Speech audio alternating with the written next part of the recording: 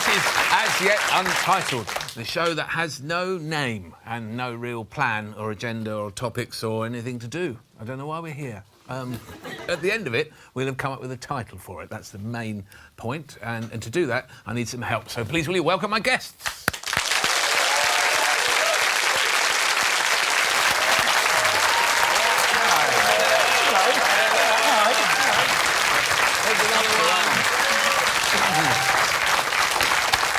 What a wonderful gathering. Let's see who we have. We have Shaun Ryder here. Shaun Ryder has got one of those faces. Omid Djalili, welcome to Omid. Omid Djalili isn't very popular, but he has been gripped by greatness. Alex Horne, welcome to Alex. Alex Horne blames Bez and is still ashamed. And Kathy Burke. Fantastic to have Kathy Burke with us. Kathy Burke loves a shit holiday.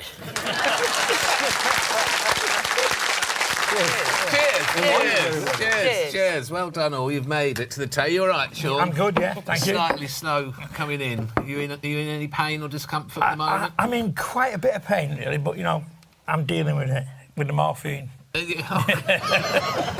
The only thing about having your bollocks, you know, it's hanging down to your feet is that they give you morphine, so... Your bollocks are by your feet? Oh, yeah, do, yeah. I mean, in fact, wait till you finish the operation. They're not just by your feet. They're sort of like... You carry them around like that. What are you having an operation for? Hernias. Huh? More than one hernia? Oh, yeah. It started off as one hernia, and now it's a few. Is it? And how long have you been in this sort of discomfort for, sir? Dude. Ooh, I should have originally had my sort of hernia operation when I was about 13 or 14 years old, and I'd run away from the children's hospital. And sort of by the time I was 50, it was time to really go and get your seats. I sort of came home. Were you a teenage boy you had a hernia? Yeah, did.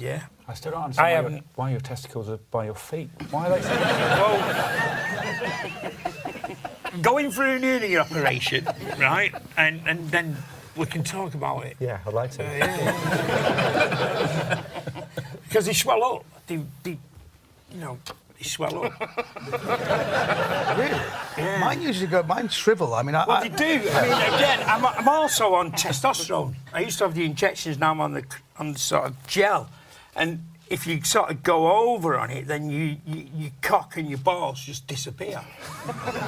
My balls... It's just shit. I mean, all right, we'll move on. We'll get to my balls later. What about marbles? Marbles? You've got fucking balls, Cathy, I tell you. Well, it's difficult for me because I have a penis in the shape of a question mark. Anyway. with a gap? Really? No, I go to the toilet, I piss in my face.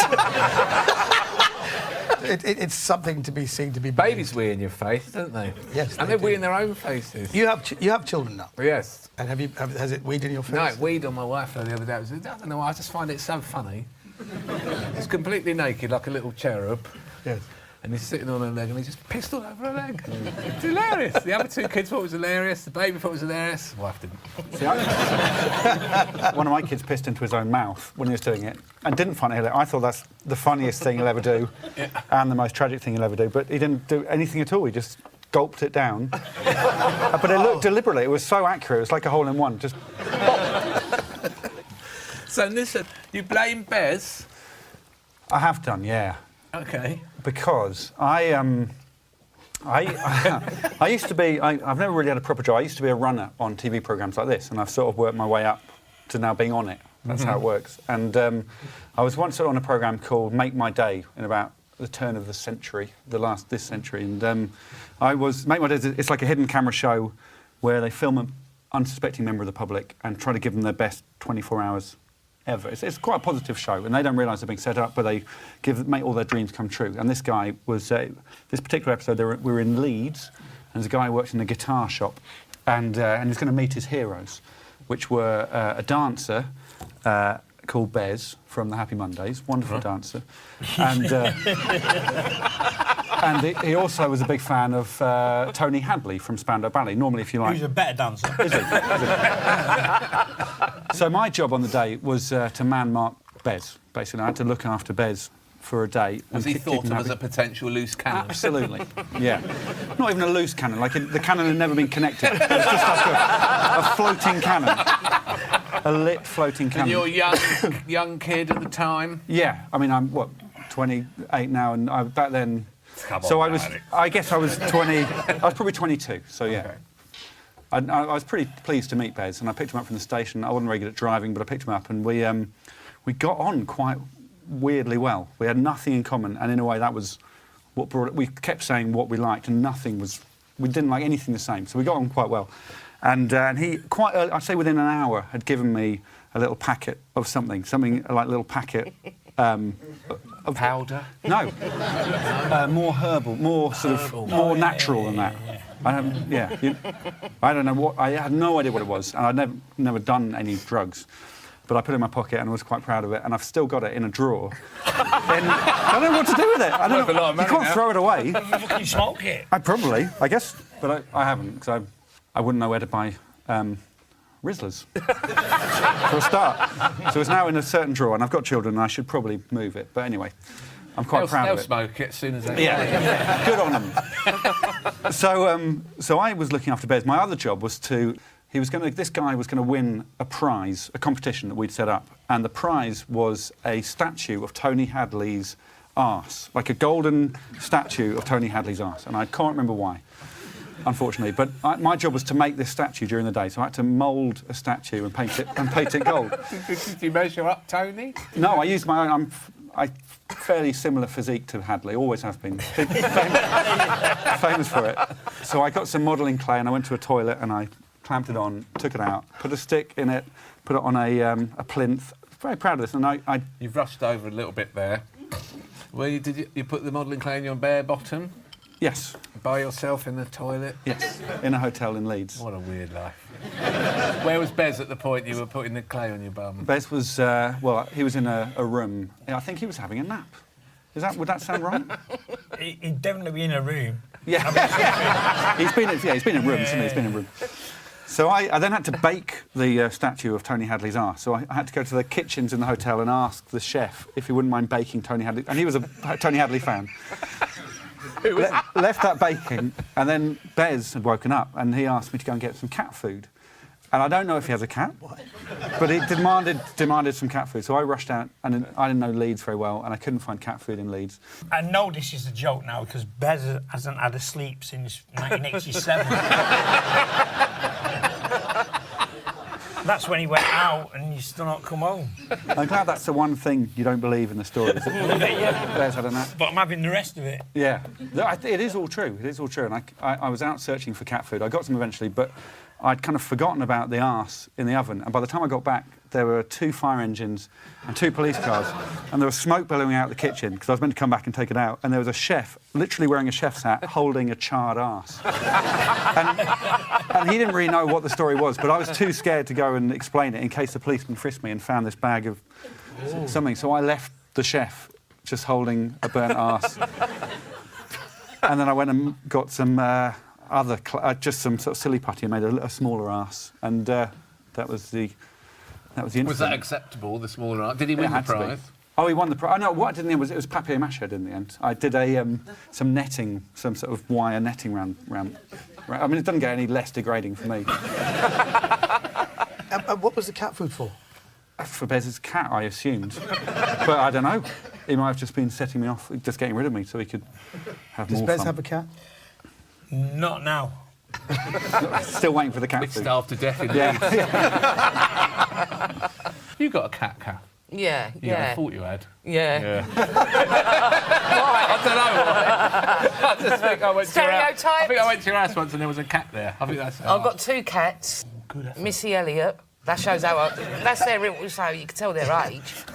And Dave the Rave. Because Dave looked like he'd been up all night on E, you see. Now, you were a party animal, though. Speaking of being off your head on E, or raving. No, I wasn't ever off my head. Well, I was off me nut once. It was Loaded magazine. Yeah. And I think it was a quiet affair. That was very quiet. But there was a bit of a do afterwards. And anyway, Mr. Ryder, I met Mr. Ryder, and it was lovely to meet him. And I liked a little bit of wacky-backy. and Mr. Ryder was there. So I said, I'd love a bit of that, Mr. Ryder. And Call me. Yeah. And I don't know what came up. I'd never felt that way before in my life or since. She loved it. I did. Oh, she got really on it. Shut up. It was these two Jesus, right? I've got to tell you. No. 6 foot. Shut up. You can watch the rest of this episode on UK TV Play. And now for some extra stories that didn't make the show. Did you have relatives in Wigan or something? No. I was looked after for a bit. Well, it's a bit of a long story. I don't want to take it up all the time. But, I don't care. I like it. But what happened as well, because I didn't have a mum, there was a woman who was called Pat Cook at the time. She's now called Pat Spungen. She married a beautiful Jewish man. Now called what? Pat Spungen, because she married a beautiful Jewish guy who taught me how to ride a bike and how to swim and all the rest of it. Anyway. Spungen is a Jewish name? Yeah. Spungen. Spungin. South African. Strange word. But anyway, she was doing a child psychology degree. Anyway, and back then, you couldn't do it now, but she was mates with my social worker. She was called Pat, and she was from Wigan. And she was mates with my social worker, and she was doing a thesis on kids that don't have mums, particularly little girls without mothers. And so my social worker said, I've got a kid like that I look after. So she got permission from my dad and whatever, so she came round just to meet me and just to talk to me and all the rest of it. Anyway, she took a shine to me, which was lovely, and so she said to me, Dad, well, can I take her out next Sunday? And my dad was like, sure, of course you can. Pat was about 21, 22 at the time, and so, yeah, so she just liked me. So she used to take me out every sort of other Sunday. She used to take me to the galleries, all the museums, and her family were from Wigan, and so at Christmases, I'd go up to Wigan with her. Yeah. And her family treated me exactly like they treated their own grandchild, Jason. So locked in a coal cellar. Absolutely. Absolutely. And it was great, and I really loved it. And I used to go to Manchester a lot as well, because my Uncle Joe lived in Manchester, my dad's brother. When my dad and my uncle came over from Ireland, Dad went to London, Joe went to Manchester for the building work. Yeah. And so I used to go to Manchester a lot. And I used to come back. Years ago when we did the Harry Enfield show, there's quite a famous sketch that people like when Perry, the Kevin and Perry characters, Perry comes back from Manchester and he thinks he's Liam Gallagher. Yes. Oh, yeah. But that sketch came about because I told the boys that... Because I used to come back from Manchester and I used to come back with the accent, you see, or the Wigan accent. I'd just been up there for a few days or a week and I'd be northern for like 2 weeks at home. And my brothers just used to think this was hilarious. Can do you you know? still do it? Well, I can't really do it anymore, do you know what I mean? But I used to come back talking like that and, oh, can I have this? And, oh, look at this. Oh, stop mithering me. I used to be all like that, you know. That's a bit Wigan, that one. Yeah, very Wigan. Yeah. And the lady in the corner shop in Wigan, they used to love it when I turned up. They used to go, here she is, here's the Cockney. I did Who Wants to Be a Millionaire with Bear Grylls, and we got to a point where... Did you, the two of you? The two of us together, and we were absolutely humiliated. We got to about £10,000, and we're trying to get to the 20,000, and there was a question that said, what is the price of first-class stamps? Is it 40, 50, 60 or 70p? And we didn't know. I said, let's ask the audience. So we asked the audience, and the audience said 60p. And then, you know, we've got time. He went, they're wrong. He went, they're wrong. Trust me, I've just sent Christmas cards out. It's 50p. I said, are you sure? He goes, I'm sure. Just go with me on this. I know. It's 50p. They are wrong. I said, the audience are never wrong, especially about things like first-class stamps. He goes, trust me. And we got down to 1 second. I said, OK, let's go for it. And we were wrong. Yeah. And actually, he goes, but I did. It was 50p. And I realised that was his wife had sent out all these Christmas cards. Second class. Yeah. So he's also a tight... Exactly.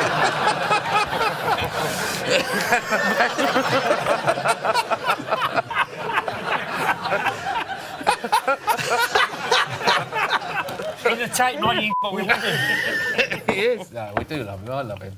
I'm watching that Mission Survive thing for the first time, actually.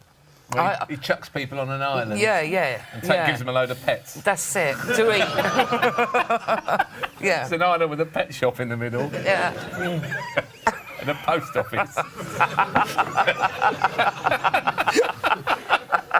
Learned his lesson. What was I even thinking? Trusting a man like that who eats his own bollocks and shit. What? He doesn't eat his own bollocks? Well, he drinks urine. He drinks his own urine. I trusted him to know what the price of stamps were. It's ridiculous. Why were you on Millionaire with him? Is he a friend? Or was it the celebrity one? Yeah, they just. I asked for Barry Cryer. You asked for Barry Cryer and I got Bear Grylls. Just went down the bees. Shaun, KFC. Why do you love a KFC? I do love KFC. I do.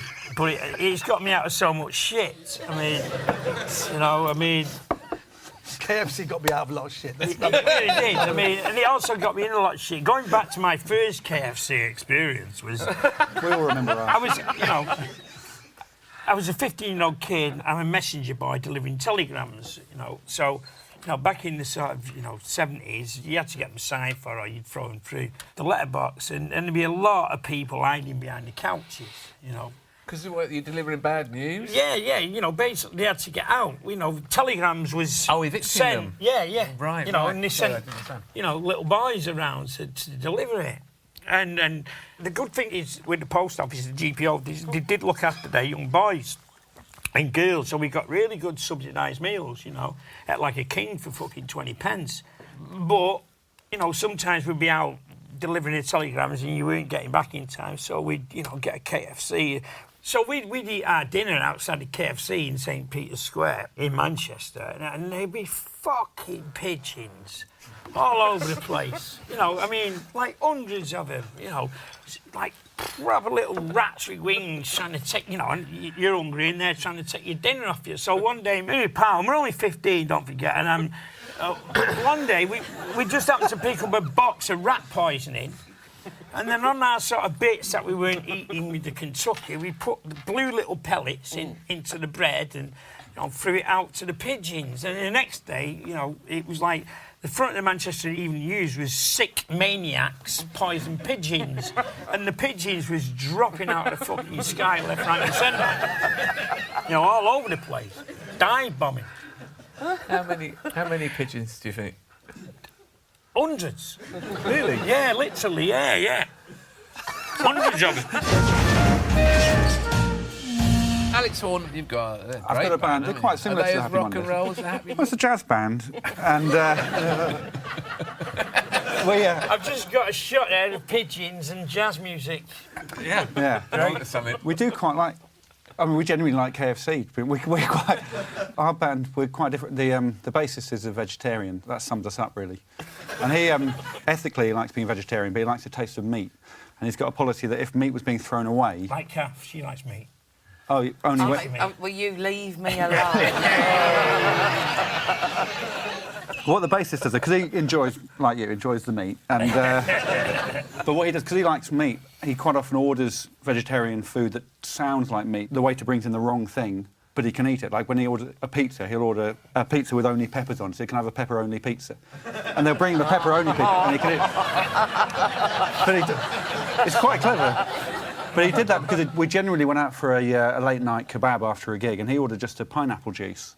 But they brought him an apple juice and a pie. Because they thought he said a pie and apple juice. Pie and apple juice. Yeah. Yeah. It's nice being in a band.